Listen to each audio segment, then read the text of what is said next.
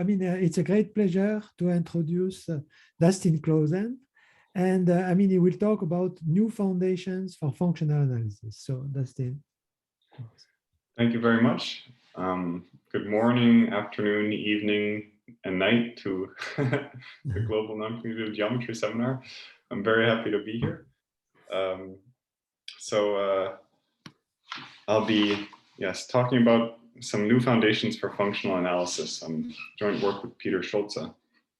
And so I want to start by just giving, saying what the kind of the classical approach to functional analysis is, and then I'll say what we're going to replace it with. At this point, it'll be just words, but then of course, in the course of, throughout the talk, I'll explain what all the words mean. So in the classical approach is based on the notion of a topological real vector space.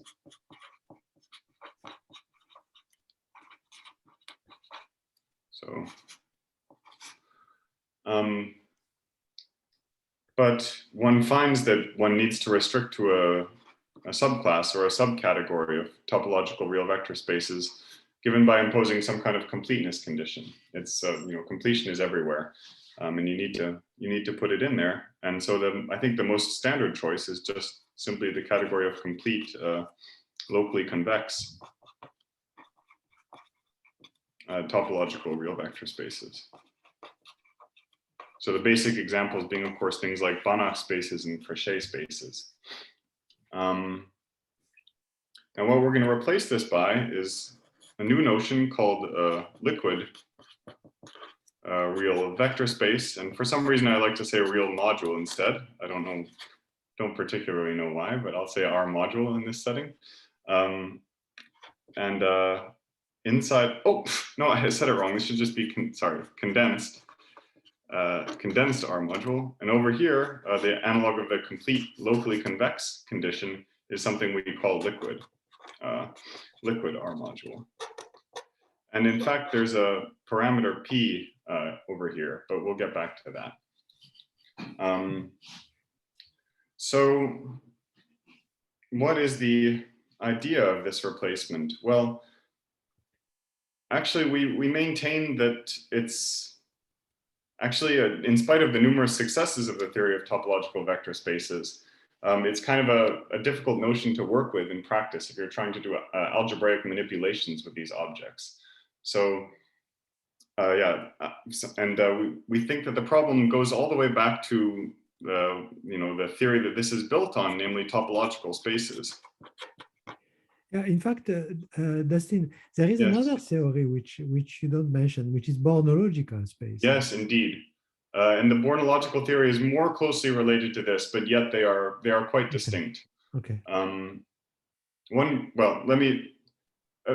I'll come back to this point perhaps after I talk a bit about this. So we actually start by replacing the notion of topological space with something which we call condensed set, which is supposed to be very similar to topological spaces, but where it's easier to pile on algebraic structure, and the algebraic structure behaves nicely. So algebraic structure mixing with topological spaces is not so nice because a topological space is given by a family of subsets, and algebra is about points and equations and things like this. It's not about subsets. So we're going to reformulate the notion of topological space in some sense, actually modify it so that it's more about points and equations and things like this. So I actually want to start with that, the notion of condensed set as a replacement for the notion of topological space, and then we'll work our way through this this picture here over to the P liquid setting. So condensed sets. So what is the idea behind this? So we encode a topological space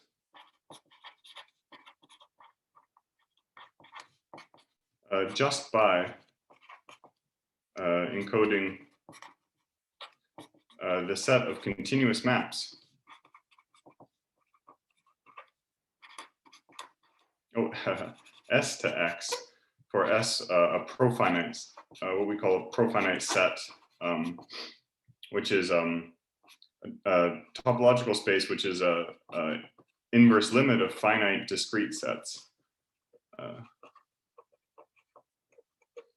So it's in other words, it's a compact, totally disconnected Hausdorff space. So it's, yeah. So examples of things like this would be this familiar space, which is a sequence with a limit point. And p-adic integers, but certainly not the unit interval, which is not totally disconnected. So this is the basic idea, and the first question one needs to answer is, why should this remember enough about X?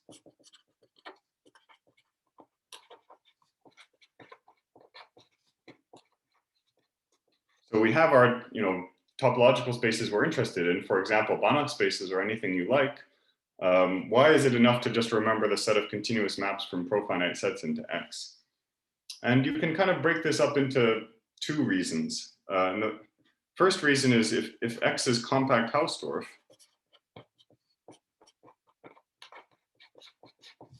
then in fact there exists a profinite set S and a quotient map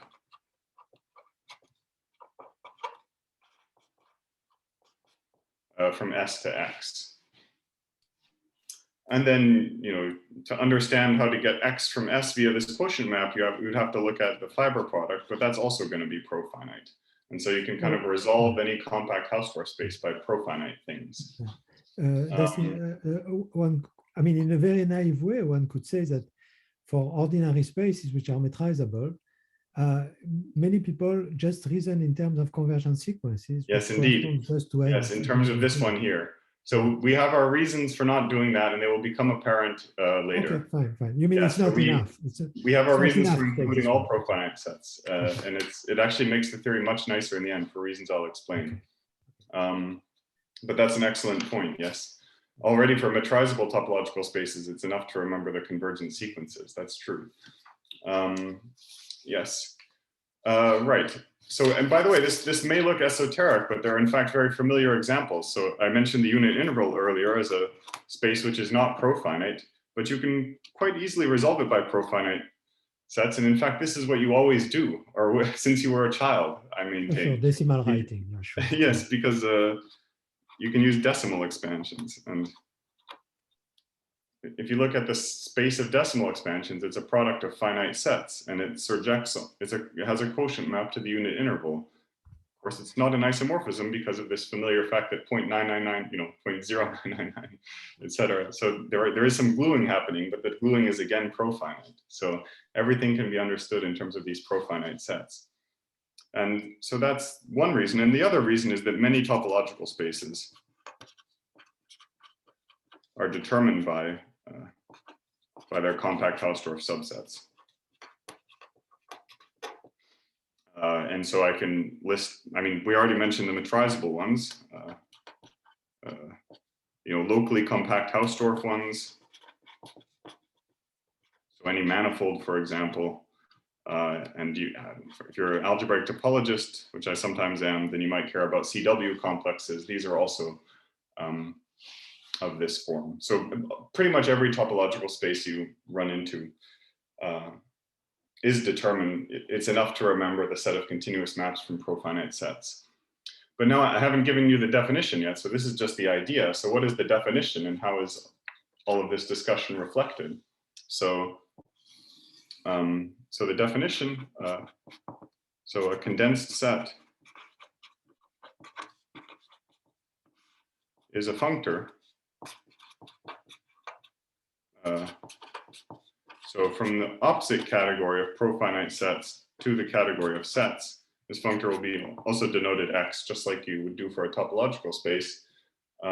So in other words, to every profinite set S, you assign a set XS, which you should think of as standing for the continuous maps from S to X. And then it being a functor means that if you have a map from S prime to S, then sort of by composition, so to speak, you should get a map.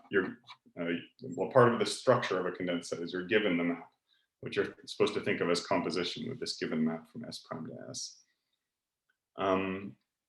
Right. such that. Let me interrupt you here, Dustin. Yes. Okay, so I understand from what you said before that the ordinary topological space under minimal conditions are condensed set. Okay, but Yes. I mean, it seems to me fairly clear that there are many more condensed sets than ordinary topological spaces. Yes. In particular, if I take one of the difficult quotient spaces, they will be condensed set and they won't Indeed. be ordinary topological spaces. Indeed. So one of the advantages of this theory, and I will get back to this at the very end of the talk, is that they handle non-Hausdorff quotients very nicely. Very good. And that's very interesting for non-commutative geometry. So if you want, I wanted to stress this point because non-commutative spaces have exactly these properties that you can easily enter into them, but you cannot easily exit from them. Yes. So somehow, this definition of condensed set fits very well. Yeah. Okay. Yeah, it makes sense. I mean, there's a lot of these non-Hausdorff quotients. It's clear the topological structure is not enough, but we've seen plenty of examples where the condensed structure is enough. Yeah. So, okay. That I believe completely. Yeah. And I will give one example at the end. Okay. So yes, but I haven't finished the definition yet. So it's a functor such that then you have to have two properties saying that if a profinite set is built from other profinite sets, then you should be able to see that on the level of this functor. So one is a simple one. So if you take a finite disjoint union of profinite sets, that's also a profinite set, and it really makes sense that this should just be the same as the product of the x of the SIs. So mapping out of each SI to your x, so to speak, should be the same as separately. It should be the same as mapping from their disjoint union. You certainly want to require that. And the second condition is that if you do happen to have a quotient of profinite sets, then the maps out of S, this should be like a quotient map. So giving a map out of S should be the same thing as giving a map out of S prime, provided it does the same thing on it's constant on the fibers, so to speak, which you can encode as saying, let me write the diagram. This should be an S down here. So this is the same as the equalizer of these two maps. So giving a map out of S is the same thing as giving a map out of S prime, whose restrictions along the two different projections to the fiber product are the same.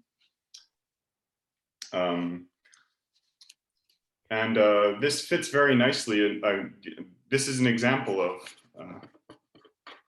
botanic topology. Yes. So this category of condensed sets is an example of a topos. Yeah. And a topos has, in many ways, properties that are very similar to the category of sets. And especially for mixing with algebraic structures, many things work the same way. So you can look at abelian group objects, ring objects, modules, things like this in a general topos, and it behaves very much like in the category of sets. And formally, this is because essentially being a topos means that finite limits interact with colimits exactly as in the category of sets. So algebraic structures have to do with finite limits, and colimits are how you build things. And so that's yeah. But actually, it's better than it's better than most topoi. And this is an important point. Mm-hmm. Much better behaved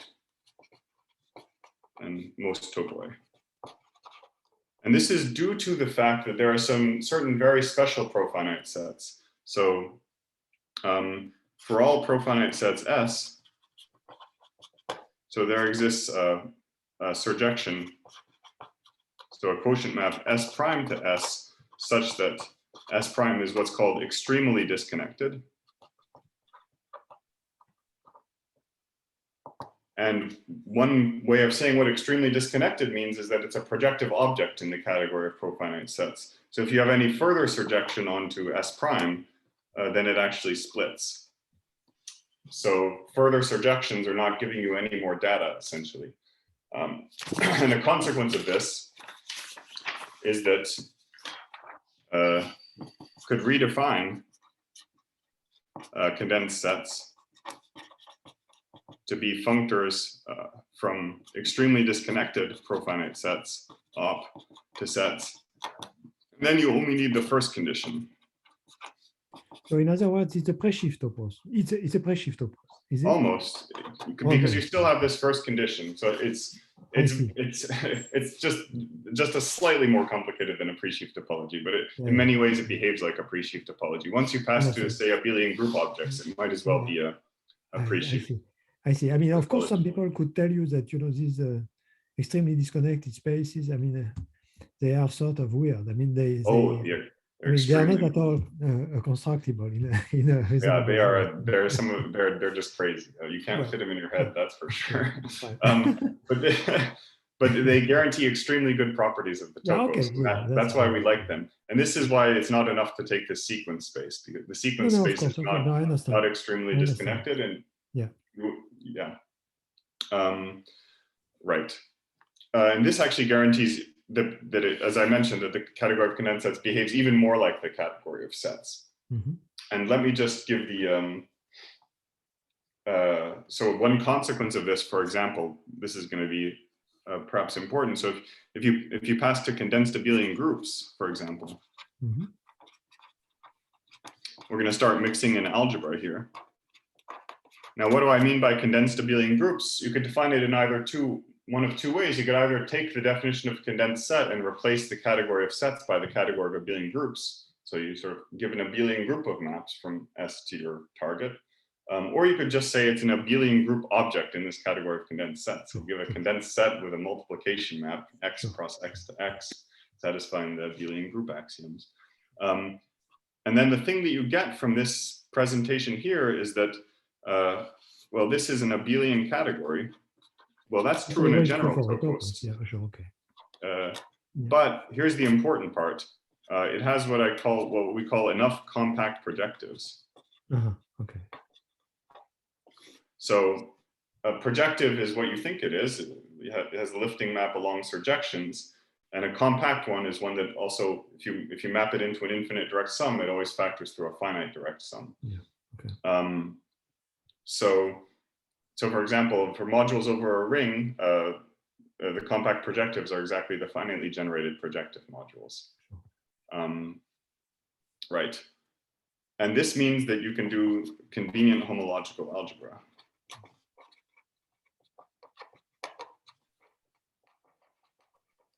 And by the way, these compact projectives, these are the free condensed abelian groups on these extremely disconnected guys.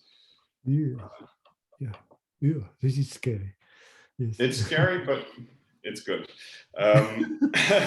So I'm going to quickly pass to real vector spaces, but I do want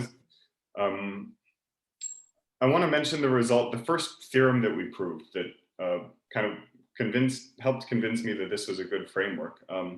So one of the things I was interested in was, well, I was coming from number theory. We're both coming from number theory, but maybe in slightly different ways. Yeah, you may notice that we're not functional analysts, right? So it's a little bit, well, anyway.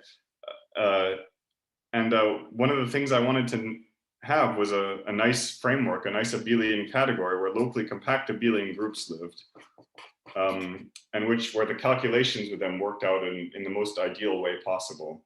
And the theorem I want to state that we managed to prove, which is actually not at all trivial, is that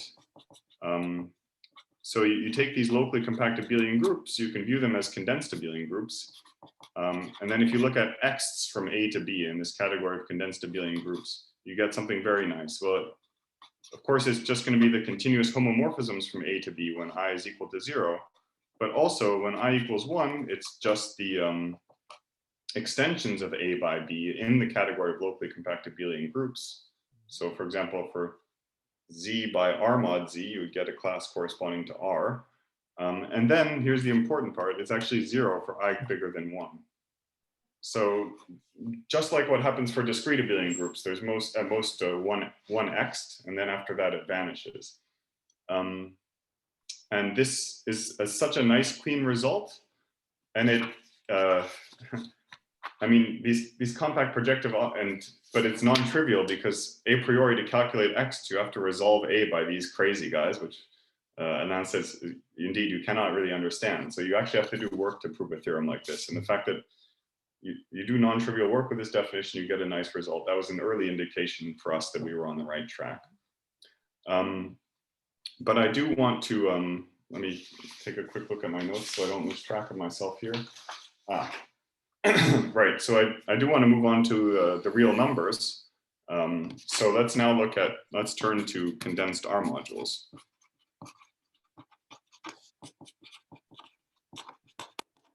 So what is this? So R is a condensed ring. And again, then that lets you define the notion of a condensed R module. Let me just call it a condensed R. So again, in either of the two ways, you can either stick it into the definition, this sort of sheaf-like definition, or you can just say it's a condensed abelian group with an action by R satisfying the usual axioms and so on. And this is again going to be an abelian category with enough compact projectives. And these compact projectives are now the free real vector spaces on extremely disconnected profinite sets. So this is our analog of topological real vector spaces. But just like topological real vector spaces, there are many crazy topological real vector spaces that aren't complete. It's a wild zoo. Well, it's a similar story for condensed R modules. And so we need a completeness condition.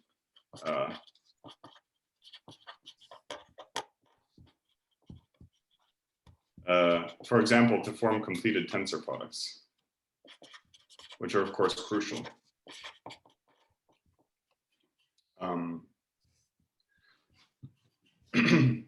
Now, the completeness condition that we come up with is actually quite subtle. So what I'm going to do is I'm going to state a theorem in which one of the terms is going to be undefined. And then I'll eventually get to explaining what the undefined term is. So, but just I'll state the theorem so you know where we're heading, what we're looking for. So, so the theorem is this. So for S in profinite sets, there exists a certain space of measures.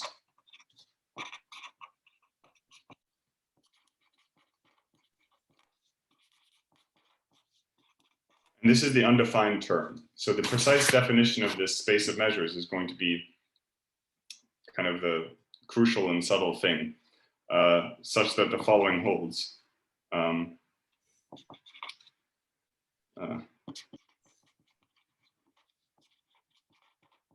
So, well, first of all, there's a map from this R bracket S to MS. So there's a natural map. So what you want to think is that this is basically just finite sums of Dirac measures. This is kind of the algebraic free R module on S. So it's some space of finite sums of Dirac measures with real coefficients, right? And then we're allowing some more general class of measures here by passing from R bracket S to MS. We're doing some kind of completion on these Dirac measures. And then if we define, so a condensed R module,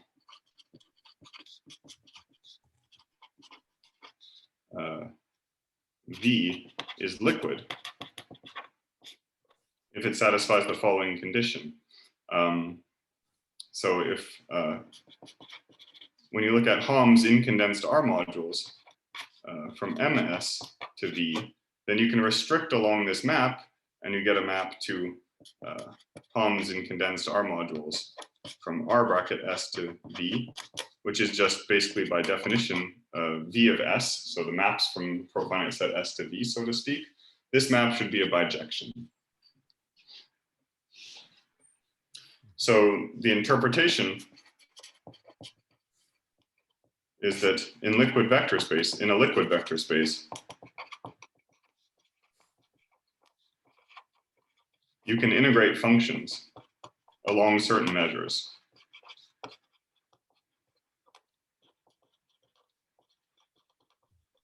Namely those that belong to this space MS, right? So what is this saying? It's saying that, well, for one, yeah, it's saying that given a map from S to V, so a function on V, on S with values in V, there's a unique way to extend it to a map from measures on S to V. So in other words, there's a unique way given a measure, or there's a well-determined way given a measure pairing it with that function to get another element in V. So this is kind of integration. I put a definition in the middle of the theorem. So the rest of the theorem is saying that this notion of liquid vector space is very nice.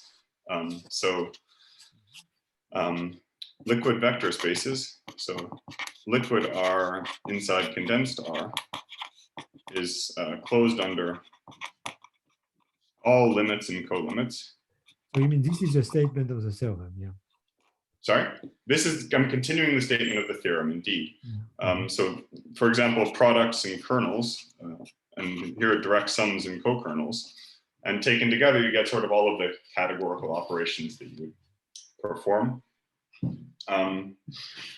So in particular, since it's closed under kernels and co-kernels, it's an abelian category. But in fact, it's also one of these nice abelian categories. So it's an abelian category closed on, with enough compact projectives. And these are these spaces of measures.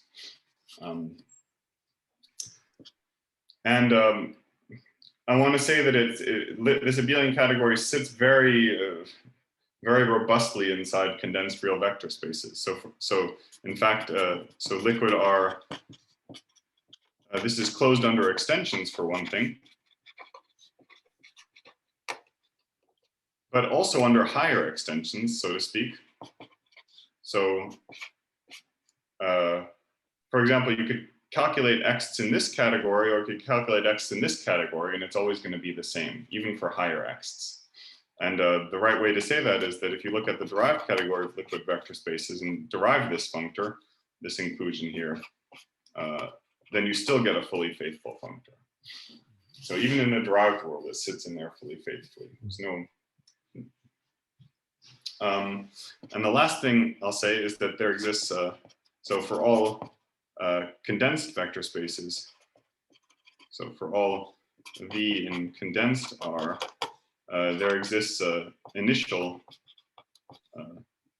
so V liquid in liquid R with a map, V to V liquid. So there's a map from V to a liquid module such that any map from V to a liquid module factors uniquely through that one. So this defines a functor, V goes to V liquid, which is going to be our completion functor. And then, so then there's a nice tensor product. I'm continuing the theorem. Liquid tensor product on this liquid category. So what you do is you just take, there's a tensor product in condensed real vector spaces essentially for some topos reason. And then you just take the liquidification of it. And this tensor product behaves well algebraically. So it commutes with co-kernels and direct sums, just like an algebraic tensor product would. Okay, so the whole mantra behind this is we want to have an abelian category with a tensor product that behaves pretty much exactly like modules over a commutative ring, just in ordinary algebra. Yeah. Let me just stop you here. Yes. And I mean, so the ordinary nuclear spaces and ordinary continuous maps are part of this.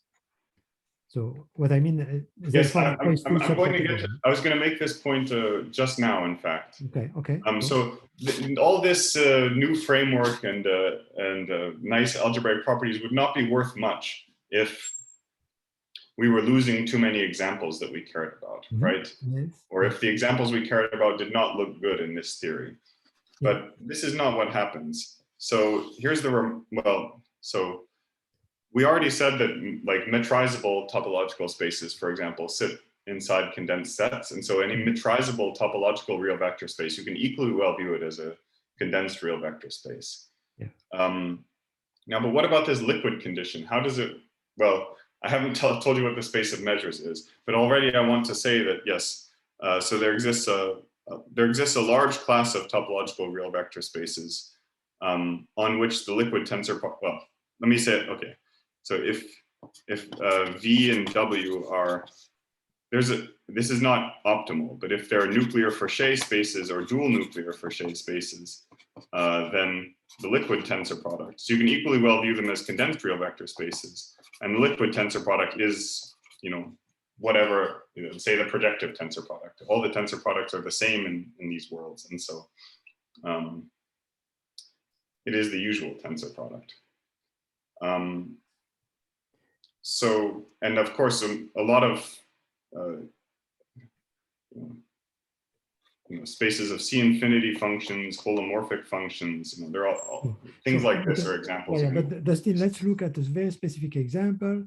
So, I mean, it's known that most of the nuclear spaces, I mean, they are the same as the space of sequences of rapid decay by non-trivial isomorphisms, like smooth functions with rapid decay as well as their derivatives. It's isomorphic to that. So my point is simply the following. So you have self-maps of such spaces. So in particular, you have all continuous maps from space of sequences of rapid decay to themselves. They are morphisms in your category. Yes. Okay, and I mean, the first thing that a functional analyst sees, if you want, is that if I look at sequences of rapid decay of complex numbers, and I just take the multiplication by exponential minus n, okay, then I get a map which is very, very natural map, which we shall meet many, many times. And this map, if you want, is not surjective. So it cannot be an isomorphism. And so, I mean, for a functional analyst to know that there is a co-kernel to this map, it's kind of already, kind of slightly disturbing. Because, okay, I mean, this co-kernel it will correspond to the first point that we were making, that quotient spaces can appear naturally in this theory. And so this co-kernel will be the quotient of sequences of rapid decay by those which decay exponentially fast. Now, this is, of course, a space which, okay, one can perfectly consider from the point of view that you have, that you can easily go into this space. And you don't, but the problem, however, and this is a problem that we meet every day in non-commutative geometry, is that if you try to exit from such a space, you will never go anywhere. Namely, if you look at the dual in the most natural way, which is Ohm of this space to the real numbers, well, you get zero. Okay, I mean, so I mean, and we are used to that. I mean, we work with that daily somehow, Yes, but there will be X's. Yeah. Well, okay, but we shall come back to the X. I mean, we yes, come back yes. to the X. Yes, okay. Thank you for making this point. Yeah, I think I'll come back to something similar. Yeah. I have to remember all the things I said I would come back to. So there's. Well, I will remind you. Don't worry. Okay. Yeah. Yes. So we maintain that you will only gain by passing to this framework. All your examples sit in here, but now you can do new things as well, as Alain, these things Alain is talking about, for example, passing to co-kernels. And it's a nice place to live because the algebra behaves just like modules over a ring, essentially. The only difference is that instead of having one compact projective generator, you have a whole family of them, but it doesn't make too much of a difference, actually. Okay. So now I want to, we should discuss a little bit what this space of measures is, because I said there was a subtlety there, but it's a very interesting subtlety, I think. So I debated whether I should skip over this or not. These spaces are highly non-metrizable, and you are doing measure theory on them. That's what we want to see. Yes. Let me make the, I don't know if that corresponds. No, I think the point I was going to make is different, but let me, so let me say what the most naive choice, in my opinion, for the space of measures on S. Well, I would like to say it's the usual notion of signed Radon measure on a compact Hausdorff space. So it's the, but actually this is not, but you have to be careful about what topology or condensed structure you put on it, because you don't want to actually consider the Banach space of measures, which is what people usually do. And the reason is you need to have the map from S to M of S, picking out the Dirac measures. You need this to be continuous. And that's not a compact subset in the it's a discrete map, yeah, sure. in the Banach space. So it's so you can't use the Banach space topology, but there is a perfectly nice topology on which the set S is compact. It's a weak topology of duality. You sort of make the closed unit ball of the Banach space compact, basically, and then you scale out from there.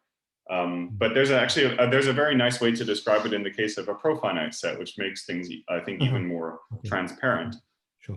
So I'll call this M1 of S. So this is, you can define this to be the, if you choose S, a presentation of S as an inverse limit of finite sets, then you can define this to be the inverse limit of just the finite direct sum of copies of R indexed by SI. That's what we call the weak topology. I mean, you know. I'm sorry.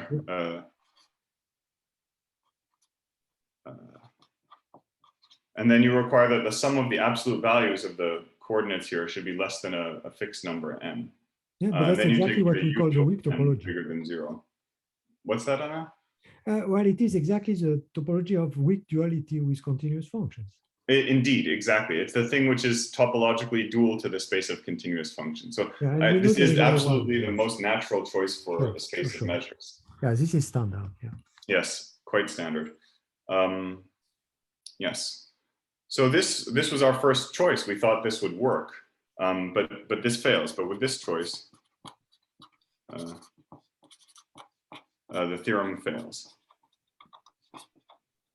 But it fails for an interesting reason. It's due to entropy. So let me give a construction using this using entropy. So I want to. This is a profinite set. So I want to take essentially S equals n union infinity, but then collapse out the infinity. Take the quotient by the real number that's sitting at infinity. And I make some sort of sequence space versions of these measures here. And I don't quite know what to call them. So, I mean, the usual sequence spaces would be denoted like L1, for example. I think I'll still use the the L1, but I mean this sort of a weak dual. I mean, right. I mean the one where the closed unit ball is a compact set instead of being a Banach closed unit ball. Although this construction also makes sense in the Banach world, so it's not too important. Right. But yeah, and inside L1, we can do inside L infinity, and then we can take the quotient, which is one of these weird quotient spaces that you wouldn't normally like to consider because it's non-Hausdorff. But we have it in condensed real vector spaces, and these are exactly the kind of things we want our theory to include. Now, using entropy, you can actually make an interesting map from L1 to L infinity mod L1. And what does it do? It sends a sequence of numbers xn to, so I'll make a map of condensed sets from L1 to L infinity such that when you quotient by L1, it becomes a map of condensed R modules. So the map of condensed sets from L1 to L infinity sends this to xn times the logarithm of the absolute value of xn. So that's the standard entropy thing. And when you look at the claim that when you map to this quotient space that it actually becomes additive and in fact are linear, it amounts to an interesting property of the entropy functional, which is that it's not linear. So that's why this map wasn't, of course, a R module map, but it's almost linear in the sense that if you take the difference of entropy of x plus y minus entropy of x minus entropy of y, it's bounded by a constant times the norm of x plus the norm of y. Sure. So it's not too far off from being linear, but it is nonlinear. And that is what implies that you actually get a condensed R module map here. However, on the basis vectors, this map is 0. So, the conclusion is that, So these L1 and L infinity spaces would be liquid in the sense of this M1 theory, but then the quotient L infinity mod L1 cannot be, because you would have you would have two different possible maps from L1 to L infinity mod L1, which agree on the Dirac measures, on the basis. You would have the zero map, and you would have this interesting map given by entropy. And that would contradict this uniqueness, which is in the definition of a liquid module. So this is a very interesting phenomenon, which we had to rule out. And the way we did it, so the solution, and this is a kind of a bit of a radical change, I think. It's so we have to pass to the non-locally convex setting, essentially.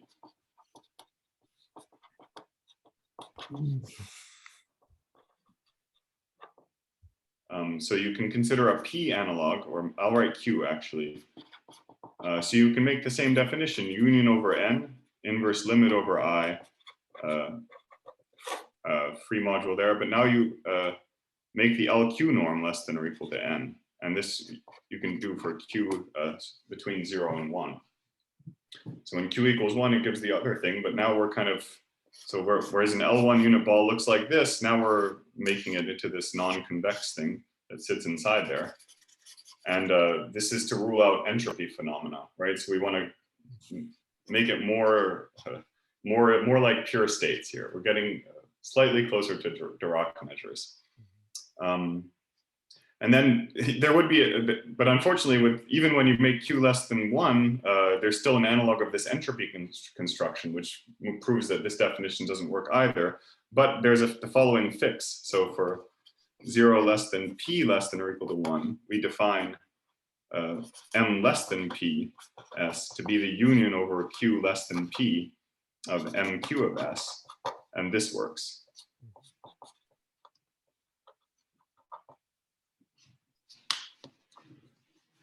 So you need to kind of, so for example, you could take P equals 1, and then you want to be able to integrate functions along any non-convex measure for any given measure of non-convexity. So that's the kind of thing we're doing here, and it's just forced. There's no way to get these good algebraic properties and stay in the locally convex setting. That's just the way it is. But now you might you might be a little uneasy about this, because non-locally convex things are quite well, they have a lot, they miss a lot of good properties of locally convex spaces. But all of the locally convex things are still going to be liquid. We've in fact relaxed the completeness requirement by making the space of measures smaller. We're asking to integrate along a smaller class of measures. So all of the usual examples, Banach spaces and things, will still be liquid. We just have to add new things in order to get good algebraic properties of this category of complete things. Right. And I do, let's see. So I think, I don't know if I should, yeah. Maybe I will say, you might also be uneasy about this choice of Q less than 1. So, but there's a, should I mention this, or should I just skip to say it about it? Maybe I'll just say it in words, so I use less time on it. So there's an intrinsic notion of nuclearity in this context of liquid modules.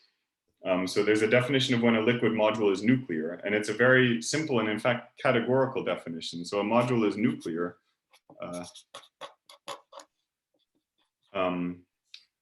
so it's when, if you take one of these spaces of measures, or I could just say, if you look at the continuous functions from S to R for any S, and you tensor it with the liquid tensor product with M, and then evaluate at the point, so that's looking at the underlying R vector space, this will always map for purely formal reasons to the maps from S to M, and you require that this map be an isomorphism. And the interpretation of this is that sort of every map from measures on S to M should be trace class in kind of a unique way. So the maps which come from this tensor product are the trace trace class maps internal to this theory. And you want to say that any map from a compact projective is uniquely trace class. And in fact, you should say derived, but it ends up not being too important. So this is an abelian subcategory, and it's closed under all colimits. And it's independent of the choice of parameter P, sorry. And this is a reflection of the usual phenomena that trace class maps can, they make you able to ignore the difference between L infinity and L1 and L2 and everything in between. They pass through all possibilities. And it even works in the non-convex setting for exactly the same reasons. So this is why the class of nuclear modules kind of eliminates all sorts of subtleties in functional analysis. But what do they give when you specialize to locally convex vector spaces? These nuclear. Yes, so it is an abelian category, so it does contain exactly the kind of quotient you were talking about, but also in particular it contains these nuclear Fréchet and dual nuclear Fréchet. Okay. Standard things that you thought were nuclear in your topological context do end up being nuclear here, although the definitions are not the same. In fact, they're kind of dual. In fact, this whole theory is, I mean, we'll come back to that. There's this, this is maybe a good remark to make. So in the standard theory, complete locally convex vector spaces, there's a family of semi-norms which describes the complete topology, and you can fix a semi-norm and complete with respect to that, and you get a Banach space. And your V is, categorically speaking, recovered as an inverse limit, potentially a complicated inverse limit if it's not a Fréchet space, but an inverse limit of Banach spaces. And that's kind of the nature of a complete locally convex thing. In R's, it's sort of opposite. So instead of V being built from limits of Banach spaces, R's are built from, in some sense, co-limits of these duals to Banach spaces, things like these spaces of measures with this non-Banach topology, which Akbarov calls Smith spaces.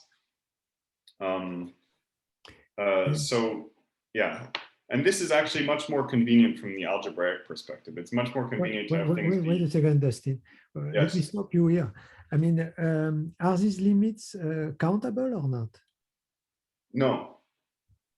Yeah. So there, I really stop you because you see, okay, what I use personally every day is Hilbert space. Now, if you tell me that Hilbert space, I have to describe it as a colimit which is not countable colimit. I mean, then I am very upset. You have reasons to be upset. Absolutely. This is the big, I mean, I don't understand. So Hilbert spaces are not nice in this theory, and they don't play have any special role that we understand either. And I understand they're awesome because they have duality. I mean, I get it. And I mean, of course you can consider them here, and the Homs will be the same, so they're also self-dual here. So I mean, but they're not playing a fundamental role anymore. It's a little bit peculiar. So one of the things I'm personally very eager to try to do is to take some interesting theorems that use functional analysis, that use Hilbert spaces, for example, in geometry of manifolds and things like this. I want to try to understand them from this perspective and see if/where I get stuck. Okay, let me give you a typical theorem. So a typical theorem is the Sobolev theorem. Yes, but no, I have in mind something.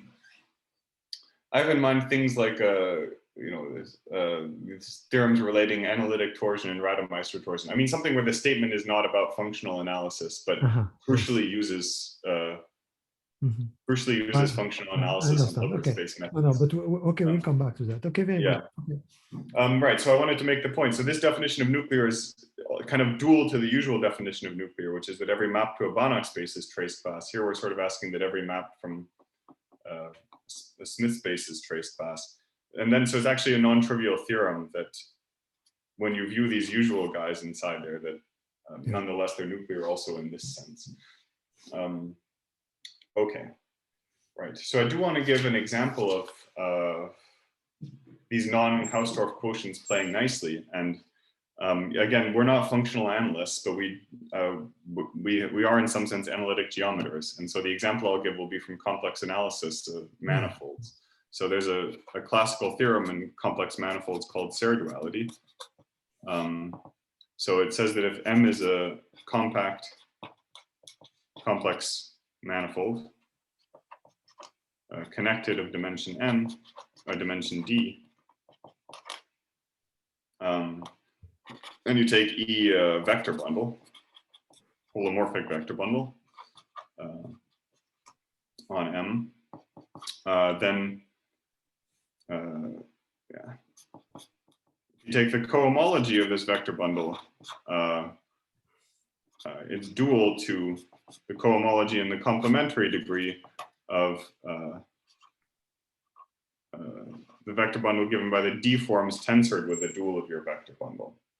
So it's version of Poincare duality, but with a coherent cohomology or cohomology of vector bundles and compact complex manifolds. Now, if you remove the compactness, this of course fails. Well, so first of all, these are finite dimensional vector spaces in the compact case, but in the general case, they're very much infinite dimensional. But even worse, they are in general non-Hausdorff quotients. So the reason behind this is that one way of calculating these cohomology groups is using a check complex based on the covering by Steins.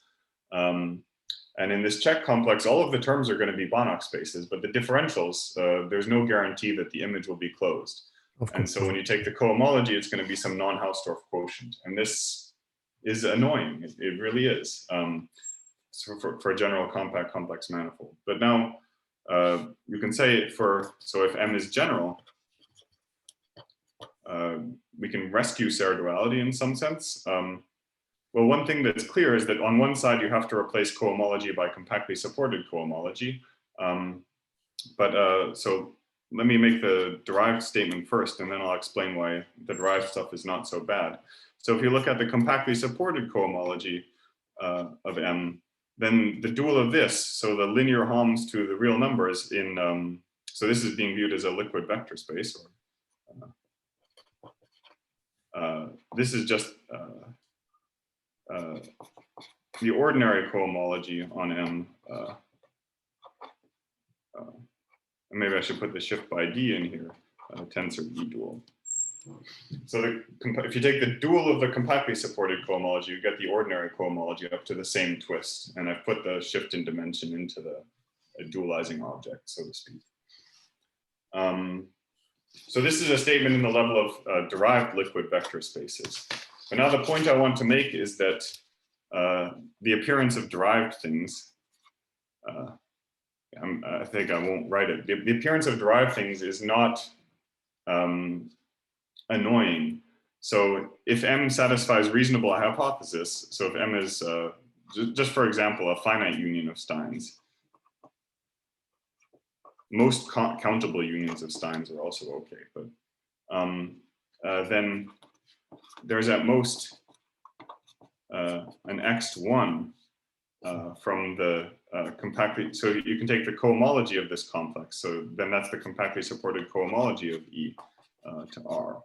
So there's an X0 and an X1, but nothing else, which means that this unravels into, so this Serre duality just breaks up into short exact sequences on the level of cohomology groups. So you'll have, in exactly the same way as if for a Poincare duality with integer coefficients on a compact real manifold. So where you don't naively get the cohomology is dual to the cohomology and complementary dimension, but there's some X terms coming from cohomology in the degree below. It's exactly the same situation here. Okay, no, that's good. Yeah. So you have these non-Hausdorff spaces, but they behave perfectly. They behave no worse than torsion abelian groups. Is the takeaway from this. Yeah. And indeed, even when their Homs are trivial, their X are not, and they tell you the right information. They do good things for you. So actually, I think that was modulo all of the things I said I would say that I perhaps didn't. That was all I wanted to say. But now I maybe do have some things. Anna, what did I forget? What did I say I would do? Well, no, I will have some very specific questions. You forgot, for instance, to tell the link about bornological spaces. I mean, yes. So bornological. Yes. This was a point I wanted to make at the very beginning. So they're okay. They're different. They're similar. One of the most important differences in my mind is that the notion of a Bornological set is kind of uninteresting, whereas the notion of a condensed set is very closely related No, to the that's notion of a certainly true. topological space. That is a good point. Yes, definitely. And it captures, yeah. So it's really it's really, in terms of the phenomena it describes, it's closer to topological vector spaces. In terms of some of the formal properties, it's more similar to Bornological vector spaces, like in terms of viewing things as being built out of colimits instead of limits. Exactly. You see, so what I have in mind is that when you were saying that you were looking at the space as a colimit, well, of course, I mean, one could take the Bornology, which is defined by compact subsets of a Hilbert space. Yes. But one would never do that because because of Baer's theorem, which prevents to have a countable family which exhausts the space.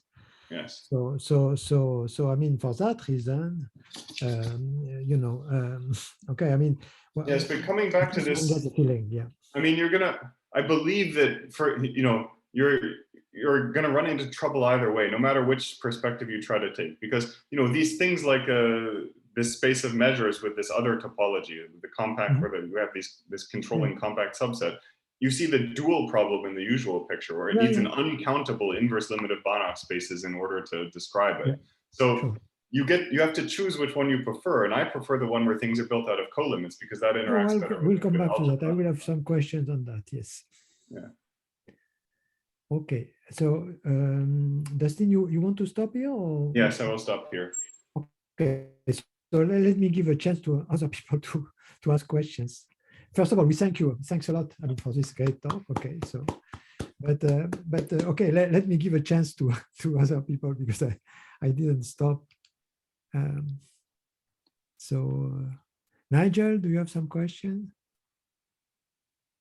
Yes, your microphone is shut. Yeah. No, I think you can hear me. Yeah. I wonder if you thought at all about representations in the sense of Parrish-Chandra and the category of GK modules. This is something that's quite difficult to model analytically. Yes, yes. And as far as I can tell so far, our theory does not tell you what is the right topological representative for a given GK module. Okay. I need to, it's on my list of things to look into, but at the moment I don't see that we're giving any preferred representative for these GK modules. Yeah. Okay. Thank you. Yes. So does anybody else have a question? I see that Dan Voiculescu is around. Dan, do you have some question?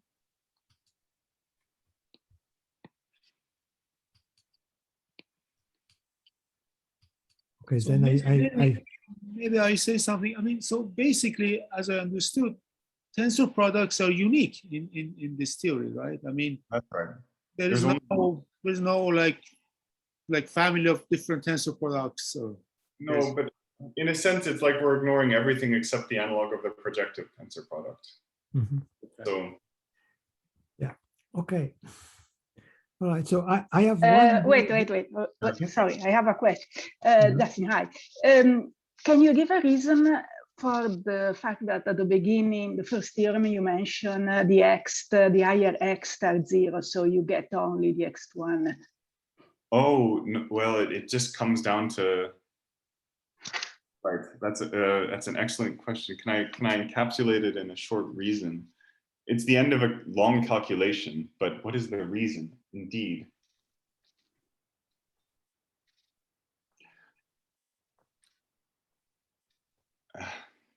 It just comes out at the end of a long calculation.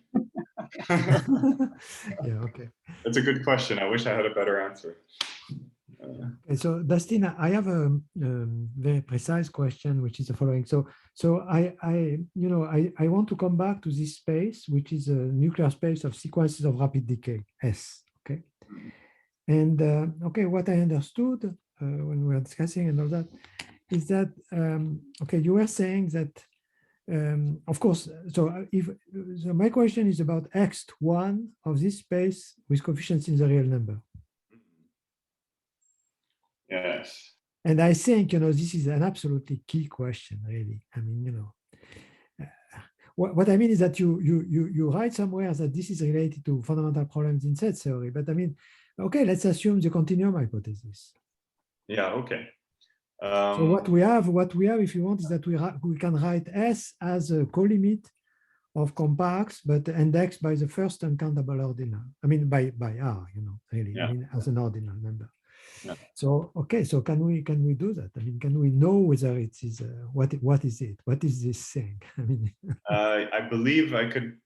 No, I don't know. Yes, it's a very good question. It will take much thought to answer it. Yeah. Much. I think it's really a fundamental question. From my own standpoint, it's really a fundamental question. You know, yes. Really. Yes, we would have better luck with some dual version of the question. With No, of course. I mean, I know that in the dual version, I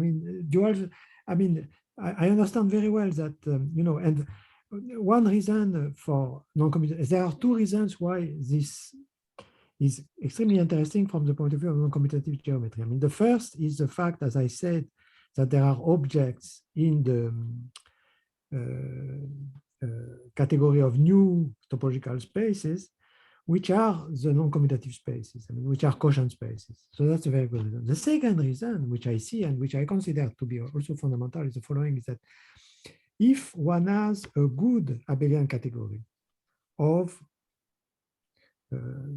topological vector spaces, if you want, okay, or a replacement for them, then what happens is that when you take cyclic elements of this and the functors from the cyclic category to this, you have a very natural embedding of algebras which are relevant in that. But now, however, from your theory, since it is the distribution side which is nice, as opposed to the other one, it's even more natural because it means that it is the natural cyclic modules coming from cyclic homology, namely the cyclic modules of Durham currents, which occur naturally. And I mean, for that reason, if you want, it's quite important that one settles questions like what is X1 of SR. The dual question should be quite accessible. So the dual question, certainly, yes, yeah. I'll think about it. Yeah, I think it's important that you think about it because I see it for myself as a test, if you want. As a thing. Yes, I'll put it on my to-do list. Okay, good. Very good. All right. So are there more questions?